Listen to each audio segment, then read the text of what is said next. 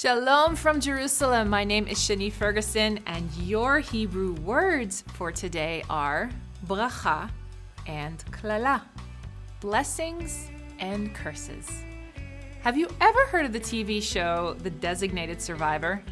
In it, one political leader survives a catastrophic attack on the U.S. government in which all the top government leaders are assassinated. The situation is such that this previous nobody among the elected leaders is now the most important person for the stability of the nation.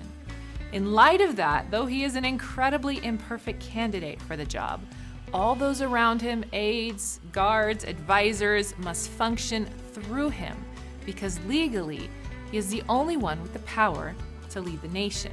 Before I get into the actual words we are studying, I want to share two stories with you.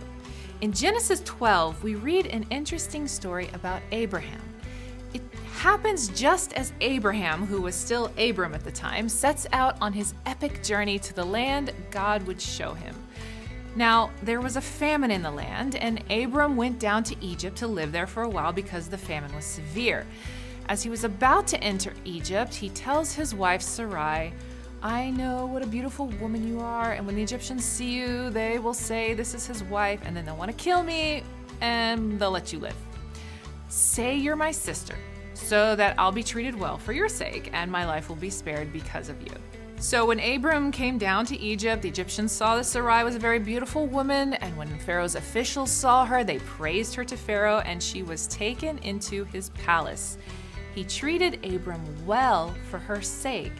Abram acquired sheep and cattle, male and female donkeys, male and female servants, and camels, but the Lord inflicted serious diseases on Pharaoh and his household because of Abram's wife Sarai. So Pharaoh summoned Abram and said, "What have you done? Why didn't you tell me she was your wife?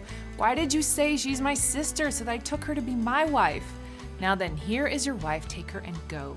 Pharaoh gave orders about Abram to his men, and they sent him on his way with his wife and everything he had. This unbelievable scenario happens twice in Abraham's lifetime. The second time is in Genesis 20. Now Abraham moved to Gerar, and there, again, Abraham said of his wife Sarah, "She's my sister." And then Abimelech, king of Gerar, sent for Sarah and took her. But God came to Abimelech in a dream one night and said to him, "You are as good as dead because of the woman that you have taken. She is a married woman." Now Abimelech had not gone near her, so he said, "Lord, will you destroy an innocent nation? Did he not say to me, 'She is my sister'? And didn't she say also, 'He is my brother'? I have done this with a clear conscience and clean hands." And then God said to him in the dream, "Yes, I know you did this with a clear conscience, and so I have kept you from sinning against me. That is why I did not let you touch her. Now return the man's wife, for he is a prophet, and he will pray for you, and you will live. But if you do not return her, you may be sure that you and all who belong to you will die." Early the next morning, Abimelech summoned all his officials, and when he told them all that had happened, they were very much afraid. Then Abimelech called Abraham in and said, "What have you done to us? How have I wronged you that you have brought such great guilt upon me and my kingdom? You have done things that should never be done." And Abimelech asked Abraham, "What was your reason for doing this?" And Abraham replied, "I said to myself, there is surely no fear of God in this place, and they will kill me because of my wife. Besides, she really is my sister, the daughter of my father, though not the daughter of my mother. And she became my wife. And when God had me wander from his father's household, I said to her, 'This is how you can show me your love. Everywhere we go, say of me, he is my brother.'" Now, stop for a second and think how you might react to a guy who just caused you so much trouble. Because Abimelech brought sheep and cattle, male and female slaves, and gave them to Abraham, and he returned Sarah his wife to him. And Abimelech said, "My land is before you. Live wherever you like." And to Sarah he said, "I'm giving your brother 1,000 shekels of silver. This is to cover the offense against you before all who are with me. You are completely vindicated."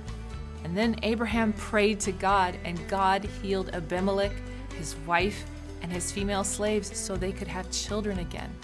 for the Lord had kept all the women in Abimelech's household from conceiving because of Abraham's wife, Sarah. Wait, what? The explanation for what just happened in these two stories can be found just a few verses before the first story, back in Genesis 12:3. The Lord instructed Abraham to leave his land and go to a land that he would show him. And to reassure Abraham of his future, God gave him a unilateral promise. I will make you into a great nation. I will bless those who bless you and curse those who curse you. And through you, all the families of the earth will be blessed. I say this promise is unilateral because there is no if you do this, then I'll do that clause. It's just an I will, period. It's a famous verse, but I want you to look and see how seriously God took this statement. Despite the promise of an incredible future, twice Abraham operated out of fear, instructing his wife Sarah to only reveal that they are related but not married. Both times when she is taken away to be with another man, he does nothing to stop it. In Egypt, the Bible even tells us the king blessed Abraham with gifts, but God cursed the king of Egypt in return because he also unknowingly did Abraham wrong by taking his wife. In the second round of Abraham giving up his wife to save his own skin, we have even more details. God appears to Abimelech in a dream, explaining the only reason he didn't kill him for taking Abraham's wife is because he did it out of ignorance of the truth. Then God does something interesting. He tells Abimelech to return the wife or die and get Abraham to pray for him to remove the curse of barrenness that had befallen Abimelech's household. Do you get what's happening? This whole mess is Abraham's fault, but it didn't matter because just like in the designated survivor, God had declared the blessing is with Abraham. Now, there are a few things here you may only catch about God's declaration if you read it in Hebrew. And the first is the choice of words. In Hebrew, God uses the same word for blessings, but two different words for cursing. ואהבך מברכך ומקללך האור, ונברכו בך כל משפחות האדמה. The Hebrew word for the word bracha, blessing, is bet resh chaf. It's the same word we use when addressing the Lord in praying, Baruch atah Adonai, blessed are you, O Lord our God. So if you think of God as being and having everything that is good and perfect in abundance, it is that state of abundance and good that God is offering in this verse. The word is also in plural, as blessings are for the many. On the other hand, God's choice of words for curses is a bit more nuanced, because the first word for curse, mekalel, is from the root kal, kuf lamed, meaning light or easy. This type of curse can easily slip off the lips, or even insult because you don't take something serious seriously. The second word is aor, from the root aleph resh resh, which has a much deeper and heavier connotation to miserably curse or utter damnation. Unlike the plural tense of blessings, the words for curse are singular, perhaps focusing on the responsibility and consequences of the curses on the individual. We don't always get a show and tell when God lays out his rules, as sometimes God's consequences are hidden from the public eye. But recently, the world got to see a demonstration of a Turkish minister who stood up in front of his parliament and called down Allah's curse on Israel. The words weren't barely out of his mouth when he instantly dropped to the ground from a heart attack. He was taken to the hospital, where he was eventually pronounced dead. So you could read this verse, I will abundantly bless the many who bless you, and the one who takes you lightly I will bitterly curse. But regardless, through you, the world will experience my blessings. Genesis 12:3 is a fascinating verse about God's protective nature of Abraham and his descendants. But what I find to be most magnificent about God's promise is that he states the culmination of Abraham's calling, through you, all the families of the earth will be blessed. The blessing was never intended to stay with Abraham and his family. It was always intended to reach all the nations of the earth.